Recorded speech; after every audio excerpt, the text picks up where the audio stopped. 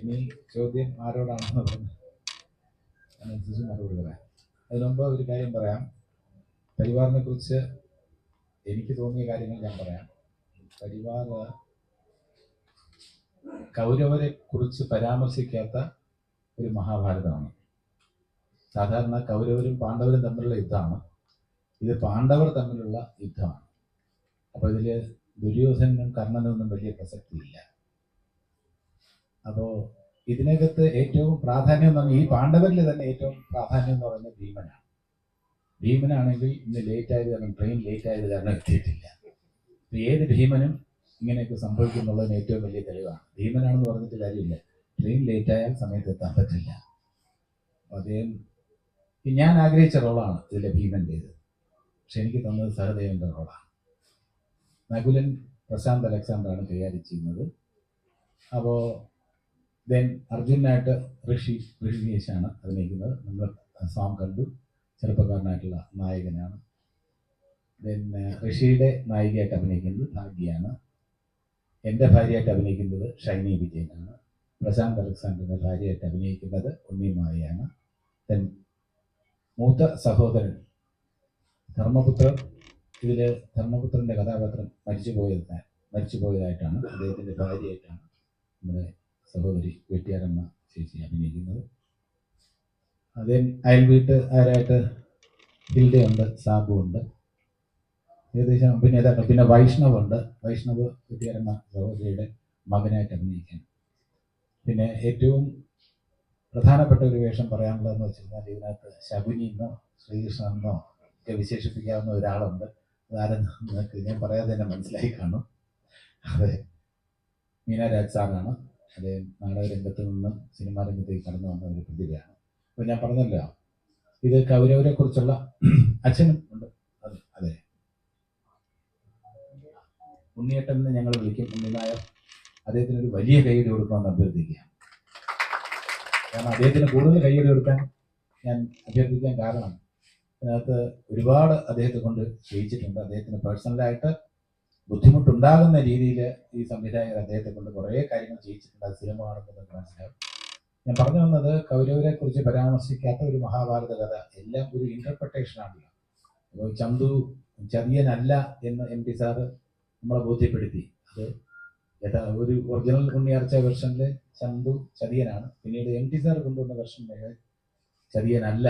സാഹചര്യങ്ങൾ, ഏതൊക്കെ സാഹചര്യങ്ങളിലാണ് ചന്തു ചതിയനായി അറിയപ്പെട്ടതെന്നുള്ളതാണ് MP സാറിന്റെ വെർഷൻ. ഇവിടെ ഫഹദിന്റെയും ഉത്സവിന്റെയും വെർഷൻ എന്ന് പറയുന്നത് ഇവിടെ നകുലനും സഹദേവനും ഒക്കെ അവർ തമ്മിൽ പോര് ഉണ്ടായിരുന്നോ, അല്ലെങ്കിൽ ഭീമൻ ഏത് സാഹചര്യത്തിലാണ് നകുലന്റെയും സഹദേവന്റെയും പോരാട്ടത്തിൽ മധ്യസ്ഥത വഹിച്ചത് തുടങ്ങിയ ഒരുപാട് കാര്യങ്ങൾ, രസകരമായിട്ടുള്ള കാര്യങ്ങളുണ്ട്.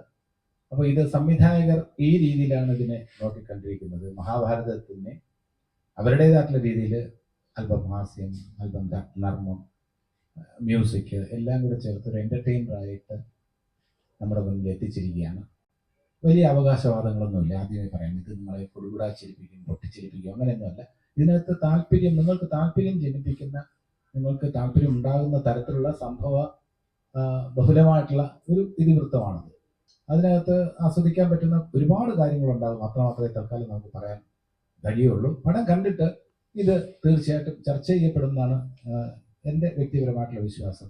ഇതിൻ്റെ നന്മകളും ഇതിൻ്റെ തിന്മകളും ഒക്കെ തന്നെ ചർച്ച ചെയ്യപ്പെടും. ഇതിൻ്റെ കഥയിലെ വൈരുദ്ധ്യങ്ങൾ, കഥയിലെ ട്വിസ്റ്റുകൾ, ഇതൊക്കെ ചർച്ച ചെയ്യപ്പെടും. അത് എല്ലാവർക്കും ഗംഭീരമായിട്ട് ഇഷ്ടപ്പെടുമോ ഇഷ്ടപ്പെടില്ലേ, അതൊക്കെ സിനിമ റിലീസായതിനു ശേഷമേ പറയാൻ പറ്റുള്ളൂ. നമ്മൾ നല്ല എഫേർട്സ് ഈ പടത്തിന് വേണ്ടി എടുത്തിട്ടുണ്ട്. ഫിസിക്കൽ സ്ട്രെയിൻ ഉൾപ്പെടെ എടുത്തിട്ടുണ്ട്. ഇതൊക്കെയാണ് പരിവാറിന്റെ വിശേഷം. ഇനി ചോദ്യങ്ങൾ ചോദിക്കാം. Thank you. ഈ കഥ ആദ്യം കേൾക്കുമ്പോൾ എന്താണ് ഫീൽ ചെയ്തത്? അല്ല, കഥ കേൾക്കുമ്പോൾ ഞാൻ ഗുരുവായൂർ അമ്പലനടയിൽ എന്ന ചിത്രത്തിന്റെ ലൊക്കേഷനിൽ വെച്ചാണ് ഫഹദ് ഉത്സവം കഥ പറയാൻ വരുന്നത്. ഡിജിറ്റൽ വില്ലേജ് എന്ന് പറഞ്ഞ പടം ഞാൻ കണ്ടിരുന്നു. അതെനിക്ക് ഇഷ്ടമായി. അതായത് പരിമിതമായ ബഡ്ജറ്റിൽ ഒരു ഗ്രാമത്തിന്റെ കഥ പറയുന്ന, ഗ്രാമത്തിൽ സിനിമയോട് താല്പര്യമുള്ള ഒരു സമൂഹത്തിന്റെ കഥ പറയുന്ന സിനിമയായിരുന്നു ഡിജിറ്റൽ വില്ലേജ്. അതിനകത്ത് ഹ്യൂമറിന്റെ കുറെ എലിമെന്റ്സ് ഉണ്ടായിരുന്നു. അപ്പൊ ഇവരിങ്ങനെ കഥ പറഞ്ഞപ്പോൾ നെറേറ്റ് ചെയ്ത രീതി എനിക്ക് വളരെ ഇഷ്ടപ്പെട്ടു.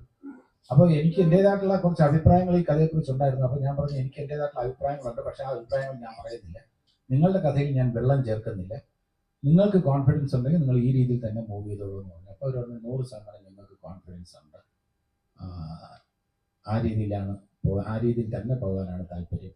ഇതിനകത്ത് അവർക്ക് ആഗ്രഹമുള്ള ഒരു മ്യൂസിക്, സാധാരണ ഗതിയിൽ ഒരു കോമഡി ഫിലിമിന്റെ മ്യൂസിക് എന്ന് പറയുമ്പോൾ നമ്മൾ പ്രതീക്ഷിക്കുന്ന തരത്തിലുള്ള ഒരു മ്യൂസിക് അല്ല ശ്രീ ബിജിപാലിനെ കൊണ്ട് അദ്ദേഹം അവർ ചെയ്യിച്ചിട്ടുള്ളത്.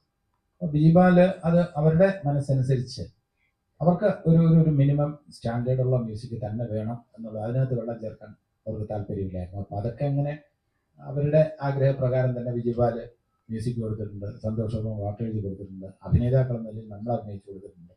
അതാണ് സത്യം. ജഗദീഷ് ചേട്ടൻ ഈയിടെയായിട്ട് സെലക്ട് ചെയ്യുന്ന കഥാപാത്രങ്ങളൊക്കെ ഭയങ്കരമായിട്ട് സോഷ്യൽ മീഡിയയിലായാലും എല്ലായിടത്തും ഭയങ്കരമായിട്ട് സെലിബ്രേറ്റ് ചെയ്യുന്നത്, അതേപോലത്തെ സെലിബ്രേറ്റ് ചെയ്യുന്ന ക്യാരക്ടറാണ് ഇതില്. അല്ല, സെലിബ്രേറ്റ് ചെയ്യപ്പെടുന്നതൊക്കെ റിലീസിന് ശേഷമാണ്.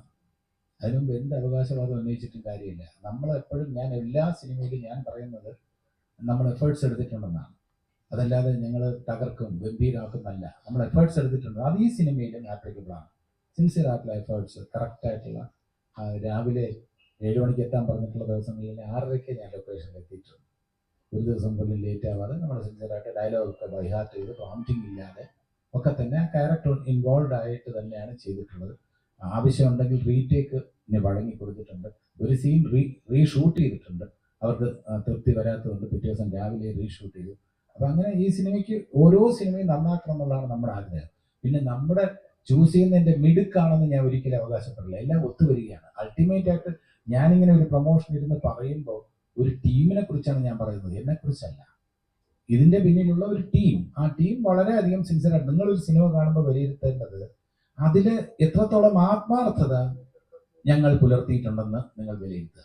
അല്ല, ആത്മാർത്ഥത പുലർത്തിയിട്ടില്ല എന്ന് നിങ്ങൾക്ക് തോന്നുകയാണെങ്കിൽ നിസ്സംശയം ഞങ്ങളെ കൊല്ലാം, ഞങ്ങളെ നിർദ്ദയം കൊല്ലാം, ട്രോൾ ചെയ്യാം, എന്തുകൂടെ ചെയ്യാം. നേരെ മറിച്ച് ബാക്കി പ്രകടനത്തിൻ്റെയോ അല്ലെങ്കിൽ കഥാഗതിയിലെയോ ഒക്കെ തന്നെ പരീക്ഷണത്തിന് വേണ്ടി മുതിരുമ്പോൾ അതിനെ അടച്ചാക്ഷേപിക്കുന്നതിന് പകരം ഇങ്ങനെ ഒരു ടെസ്റ്റ് കൊണ്ടുവരാനാണ് സംവിധായകർ ശ്രമിച്ചത്. പക്ഷെ അത് ഞാൻ അത്ര അപ്പീലിംഗ് ആയില്ല എന്ന് പറയുന്നത് നമുക്ക് മനസ്സിലാക്കാം. അല്ലെങ്കിൽ ഒരാളുടെ എക്സ് ഓർ വൈ, എൻ്റെ അഭിനയം തന്നെ നിങ്ങൾ പ്രതീക്ഷിച്ച അത്ര നന്നായില്ല എന്ന് പറയാൻ നിങ്ങൾക്ക് തീർച്ചയായിട്ടും അവകാശമുണ്ട്. പക്ഷേ നമ്മൾ എടുത്തിട്ടുള്ള, നമ്മൾ ഇപ്പോൾ പറയില്ലേ, പരീക്ഷ ഒരു അധ്യാപകനാണ് ഞാൻ. ഉഴപ്പുന്ന വിദ്യാർത്ഥികളോട് എനിക്ക് താല്പര്യമില്ല. എന്നുവെച്ച ഹാർഡ് വർക്ക് ചെയ്യുന്ന കുട്ടികൾ പരീക്ഷയ്ക്ക് അല്പം മാർക്ക് കുറഞ്ഞാൽ ഞാൻ ആശ്വസിപ്പിക്കും. കുഴപ്പമില്ല, നന്നായിട്ട് അടുത്ത നമുക്ക് ശരിയാക്കാം. അതൊരു അധ്യാപകന്റെ മനസ്സവിടെ ഉണർന്ന് പ്രവർത്തിക്കും.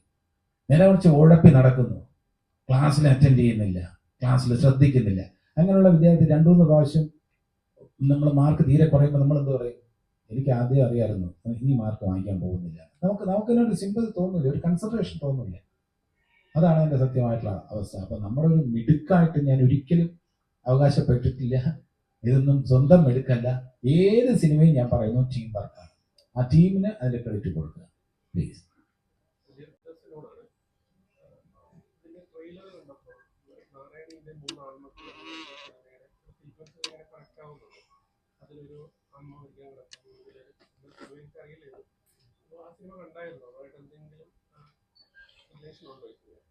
ഇല്ല, അതിന്റെ പ്ലോട്ട് വൈസ് ചിലപ്പോ നമ്മൾ ഒരുപാട് സിനിമകൾ അതേപോലത്തെ കണക്ഷൻസ് വരാം.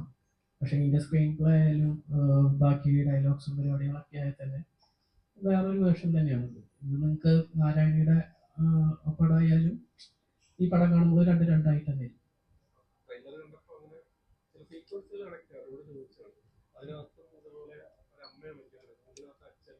പ്രണയം അതിനകത്തുണ്ട്, ഇതിനകത്തുണ്ട്, അങ്ങനെയൊക്കെ ചില സീക്വൻസുകൾ കണക്ട് ആയതുകൊണ്ട് പണ്ടോട്ടേ ഉണ്ട് പപ്പൻ, പ്രിയപ്പെട്ട പപ്പൻ, പപ്പടൻ ഒക്കെ തൊട്ട് അതൊക്കെ നമ്മുടെ റെഫറൻസുകളാണ്. ബേസ് സ്റ്റോറി ഇതൊന്നും അല്ല. നാരായണിയുടെ പടം ആയാലും നമ്മുടെ പരിവാറും വെച്ച് നോക്കുകയാണെങ്കിൽ കമ്പയർ ചെയ്യുകയാണെങ്കിൽ രണ്ട് പടമായിട്ടല്ലേ.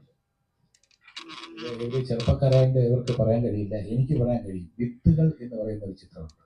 അമ്മയുടെ മരണമാണ്, മധുസാറാണ് നായകൻ, MD സാറിൻ്റെ സ്ക്രിപ്റ്റാണ്. ഇതേപോലെ അമ്മയുടെ മരണവുമായി ബന്ധപ്പെട്ട തിങ്കളാഴ്ച നല്ല ദിവസം അമ്മയുടെ മരണവുമായി ബന്ധപ്പെട്ട ആൾക്കൂട്ടത്തിൽ തനിയെ അച്ഛൻ്റെ മരണവുമായി ബന്ധപ്പെട്ട കഥയാണ്. അപ്പം ഈ അച്ഛൻ്റെ മരണം, അമ്മയുടെ മരണം, അതിൻ്റെ പേരിൽ മക്കൾ തമ്മിൽ വഴക്കൂടുന്ന ഒരുപാട് നാരായണീൻ്റെ ആൺമക്കൾ. ഇതിവൃത്തം വളരെ ഇതുമായിട്ടൊക്കെ ഒരു ബേസിക് ത്രെഡ് എന്ന് പറയുന്ന സാമ്യം ഉണ്ടെന്ന് വേണമെങ്കിൽ പറയാം. അതിൽ യാതൊരു തെറ്റില്ല. ഈ പറഞ്ഞത് വളരെ ശരിയാണ്. പക്ഷെ അതിൻ്റെ ട്രീറ്റ്മെൻറ്റ് ഇത് ഹ്യൂമറസ് ആയിട്ടാണ് ട്രീറ്റ് ചെയ്തിരിക്കുന്നത്. നാരായണീൻ്റെ ആൺമക്കൾ എന്ന് പറഞ്ഞാൽ വളരെ സീരിയസ് ആയിട്ടാണ് ട്രീറ്റ് ചെയ്തിരിക്കുന്നത്. അപ്പോൾ ഹ്യൂമറസ് ആയിട്ട് ട്രീറ്റ് ചെയ്തു. അപ്പോൾ ബേസിക് ത്രെഡ് എന്ന് പറഞ്ഞാൽ മനുഷ്യന് ഈ മക്കള് അമ്മമാരോടും അച്ഛന്മാരോടും ഒക്കെ അവരുടെ മരണസമയത്ത് എങ്ങനെ പ്രതികരിക്കുന്നു. മക്കള് ലീവ് തീർന്നു പോകുന്നു, പിറ്റേ ദിവസം തന്നെ പോകണം, എനിക്ക് ബാക്കിയുള്ള ചടങ്ങുകൾ പങ്കെടുക്കാൻ പറ്റില്ല എന്ന് പറയുന്ന മക്കളൊക്കെ പല സിനിമകളിലും കോമൺ ഫാക്ടറാണ്. അപ്പം നമ്മുടെ ബന്ധങ്ങളിൽ, മനുഷ്യബന്ധങ്ങളിൽ ഉണ്ടാകുന്ന ഈ പാളിച്ചകൾ, ഇതൊക്കെ ഇത്തരം സിനിമകളിൽ അന്നേ MT സാർ എഴുതി വെച്ചിട്ടുണ്ട്.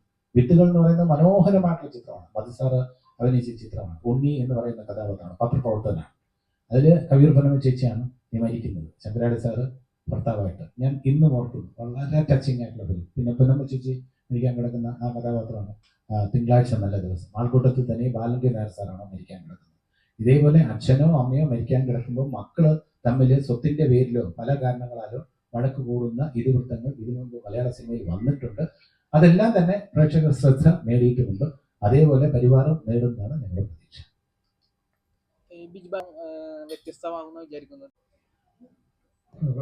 ഹിപ്പ് ഹോപ്പ് സോങ്ങുകൾക്കുള്ള സ്പേസ് ഈ സിനിമയിലില്ല. അത് ആവശ്യപ്പെടുന്ന ഒരു പ്ലാറ്റ്ഫോം വരുമ്പോഴാണ് നമുക്ക് അതിനെക്കുറിച്ച് ആലോചിക്കാൻ പറ്റുക. ഒരു സിനിമ എടുത്താൽ ഒരു ഹിപ്പ് ഹോപ്പ് എങ്കിലും വേണമെന്ന് നമുക്ക് വാശി പിടിക്കാൻ പറ്റില്ല. അപ്പം അങ്ങനെ പല സിനിമകളിലും, പ്രത്യേകിച്ച് ഈ കാലഘട്ടത്തിന്റെ സിനിമ പറയുമ്പോൾ അത് ചിലപ്പോൾ ഒരു പവർ ട്രാക്കെങ്കിലും ഹിപ്പ് ഹോപ്പ് ഒക്കെ ഇതാവുന്ന പരിപാടികൾ ആലോചിക്കാവുന്നതാണ് ഇപ്പോൾ. കാരണം എല്ലാവർക്കും ആക്സെപ്റ്റബിൾ ആയിട്ടുള്ള ഒരു ജോണറാണ്. പക്ഷേ ഈ സിനിമ എന്ന് പറയുന്നത് അങ്ങനെ ഒരു നെറേറ്റീവ് പാറ്റേൺ പോലും അല്ല ഈ സിനിമയുടെ. പരിവാർ എന്ന് പറയുന്ന സിനിമ ഒരു അതിൻ്റെ ഒരു ഇവരെ നെറേറ്റ് ചെയ്തിരിക്കുന്നത് വളരെ കണ്ടംപററി ആയിട്ടാണെങ്കിലും അത് ഒരു പക്ഷേ അതിൽ ജീവിക്കുന്ന കഥാപാത്രങ്ങളൊക്കെ മുതിർന്ന ആൾക്കാരാണ്. അവരുടെ അനുഭവങ്ങളും അവരുടെ പശ്ചാത്തലങ്ങളും അവരുടെ കുടുംബവും ഒക്കെയുള്ള ഇതിലാണ് അതില്. അപ്പൊ ഞങ്ങള് ഈ ഹിപ്പ് ഹോപ്പ് എന്നുള്ളതിനപ്പുറത്തേക്ക് ഞങ്ങള് സത്യം പറഞ്ഞാൽ ഇപ്പൊ ഇദ്ദേഹം ചോദിച്ച കഥാതന്തുവിനെ കുറിച്ച് ചോദിച്ചപ്പോൾ സന്തോഷം എഴുതിയ ഇതിനകത്ത് ഈ നമ്മള് ഓട്ടം തുള്ളൽ കവിതകൾ പലരും കുഞ്ഞനമ്പ്യാരോ വായിച്ചിട്ടുണ്ടാവും. അത് ശരിക്ക് കോമഡിയാണല്ലോ, ആക്ഷേപഹാസ്യമാണ്, സെറ്റയറാണ്. അതായത് രാജാവിനെ പോലും കളിയാക്കുന്ന കവിതകളാണ് അദ്ദേഹത്തിന്റെ. അപ്പോൾ അത് ഈ ഓട്ടംതുള്ളലിന്റെ മട്ടിൽ നമ്മൾ ഇതിനകത്തൊരു പാട്ട് ചെയ്തിട്ടുണ്ട്.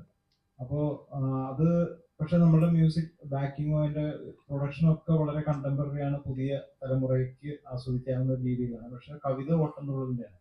അപ്പൊ ഇദ്ദേഹം സീരിയസ് ആയിട്ട് മറ്റേ നാരായണയുടെ മക്കൾ എന്ന് പറയുന്ന സിനിമയിലെ അതുമായി ഇതും തമ്മിലുള്ള വ്യത്യാസം എന്ന് അത് ഓട്ടംതുള്ളലിന്റെ 2 വരികൾ ഞാൻ അത് സൂചിപ്പിക്കുക. അതായത് ആഹാശത്രുവിനാകിലുമിഹ ഭുവി ശിവനേ ഇപ്പടി വരരുത് യോഗം, ഉറ്റവർ മുഴുവൻ ഒരുത്തനെ വേഗം കാലന് നൽകാൻ ധൃതിയിലോട്ടം എന്നാണ് 4 വരി തുടങ്ങുന്നത്. ഉറ്റവർ മുഴുവൻ ഒരുത്തനെ വേഗം കാലന് നൽകാൻ ധൃതിയിൽ ഓട്ടം നടക്കണമെന്ന് പറയുന്ന വരിയാണ്. കാർന്നോർക്കില്ല മരിക്കാൻ ഇഷ്ടം, ബന്ധുജനത്തിനത് അത്യാവശ്യം എന്ന് പറയുന്ന വരികളൊക്കെയാണ് ആ പാട്ടിൽ വരുന്നത്.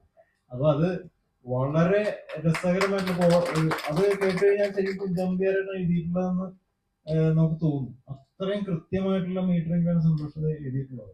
അത്രയും രസകരമായിട്ടുള്ള രീതിയിലാണ് നമുക്ക് നമ്മള് ഡാർക്ക് ഹ്യൂമർ എന്നൊക്കെ പറയും. നമ്മള് പറയുമ്പോൾ ഒരാളുടെ മൃതിയെ കുറിച്ചൊക്കെയാണ് പറയുന്നതെങ്കിലും നമ്മള് പിന്നീട് ഒക്കെയാണ് അത് നമ്മൾ പറയുമ്പോൾ ന്യൂസ് ആയിട്ട് വരുമ്പോൾ നമുക്കത് ട്രാജഡി ആയിരുന്നു. പക്ഷെ അവിടെ ഇത് എന്തെങ്കിലും ഇത് നടന്നു കിട്ടിയാൽ മതിയായിരുന്നു എന്നൊക്കെ പറയുന്ന ഒരു അവസ്ഥയിലേക്ക് മക്കളെ പറയാൻ പ്രേരിപ്പിക്കുന്ന കഥാസന്ദർഭങ്ങളൊക്കെയാണ്. പക്ഷെ അതിന് മൂല കാരണമായിട്ടുള്ള ഒരു മെറ്റീരിയൽ ഉണ്ട്. അച്ഛന്റെ കയ്യിൽ ഒരു കാര്യമുണ്ട്. അത് ശരിക്കും പറഞ്ഞാൽ ഇതിനകത്തെ കീ ഫാക്ടറാണ്. അതാണ് ഇതിനകത്ത് ഏറ്റവും രസകരമായിട്ടുള്ള ഒരു എപ്പിസോഡ്. അതാണ് ഭീമൻ, ഇന്ദ്രൻ സാറിനൊക്കെ ഭീമൻ എന്നുള്ള ക്യാരക്ടറൊക്കെ അവിടെയാണ് അദ്ദേഹത്തിന്റെ പ്രസക്തിയൊക്കെ വരുന്നത്. ബുദ്ധി കൂടുതൽ സാധാരണ.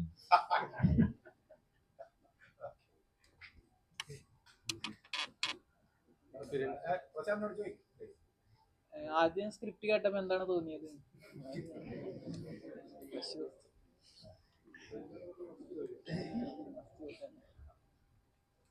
ആദ്യം സ്ക്രിപ്റ്റ് കേട്ടപ്പം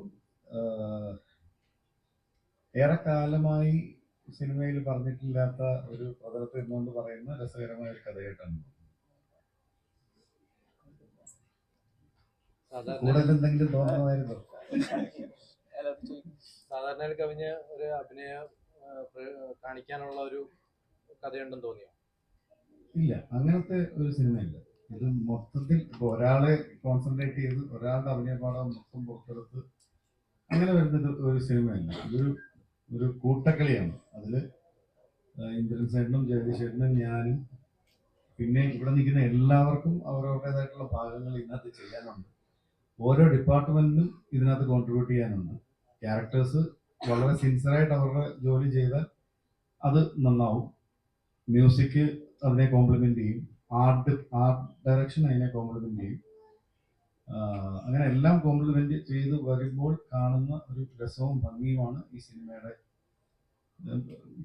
ഈ സിനിമയെ ആസ്വാദികരമാക്കുന്നത്. അപ്പോൾ എല്ലാത്തിനും ഉപരി ഡയറക്ടേഴ്സിന്റെ വിഷനാണ്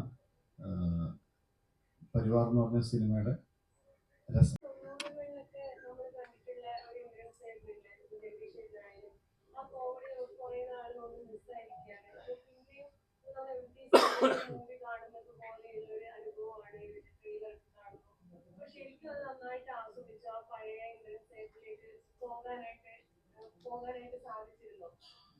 എളുപ്പം സാധിച്ചു. കാരണം ഞാൻ ഒരു മാറ്റവും വരാതെ ബോഡി സൂക്ഷിച്ച് വെച്ചേക്കുന്നുണ്ട്. അപ്പം എനിക്ക് പെട്ടെന്ന് ഓടി എത്താൻ പറ്റും. അത് സത്യമായിട്ടും നമ്മൾ എപ്പോഴും കാത്തിരിക്കുന്നതാണ് അത്തരം കഥാപാത്രങ്ങൾ. വളരെ ഉത്സാഹത്തോടെ നമുക്ക് ഒരുപാട് ആദ്യം വേദനകളൊക്കെ ഉണ്ട് പറയാനും. അത് പെട്ടെന്ന് എല്ലാ മനുഷ്യരും കിട്ടുകയും ചെയ്യും. കാരണം എല്ലാവരും സമാനമായിട്ട് നമ്മളെല്ലാവരും കഴിഞ്ഞു പോകുന്ന ഒരു കാലഘട്ടം അതാണ്. പക്ഷെ അതുപോലെയല്ല, ചിരിപ്പിക്കാനോ നമ്മൾ ആ മൂഡ് മറന്ന് ആ ഒരു വേദിയിലേക്ക് കൊണ്ടുവരാൻ ഭയങ്കര പാടാണ്. ഇപ്പോഴത്തെ ആൾക്കാർക്ക് ഇങ്ങനെ തോന്നുന്നു, കുട്ടികൾ പ്രധാനമായിട്ടും അവരെ ചിരിപ്പിച്ചെടുക്കുക വലിയ പാടാണ്. അപ്പോൾ കുറേ നമ്മൾ ഇത്തിരി മുതിർന്നവർക്ക് പണ്ട് മനസ്സിലൊക്കെ ഇങ്ങനെ ഒരു സിനിമ ഉണ്ടായിരുന്നു എന്നുള്ളൊരു ഓർമ്മ ഉള്ളത് കൊണ്ട് ഇച്ചിരി എളുപ്പമായിരിക്കും. അല്ലെങ്കിൽ വലിയ ബുദ്ധിമുട്ടാണ്.